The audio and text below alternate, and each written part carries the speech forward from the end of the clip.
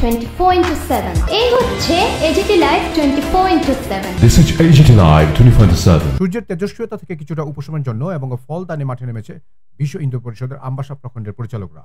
পয়লা মে আন্তর্জাতিক শ্রমিক দিবসের প্রখণ্ডের পরিচালক কমিটির আমবাসা মহকুমার 5টি স্থানে জল এবং ফল দান কর্মসূচি হাতে নিয়ে তাকে যথাযথ প্রতিপালন করেন।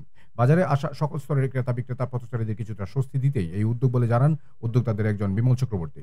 তিনি বলেন 5টি স্থানে তিনি বলেন 5টি স্থানে তাদের লক্ষ্য 4,000 পথচারী ক্রেতা বিক্রেতার গাড়ি চালকদের তারা একটু স্বস্তি দিতে পারবে। জলছত্রে তৈরি করা বরফ গলা ঠান্ডা জল, লেবু, লবণ মিশিয়ে চিনির মিশ্রণের সাথে রাখা হয়েছে সুস্বাদু অরেঞ্জ জুস, আমের জুস সহ তরমুজ।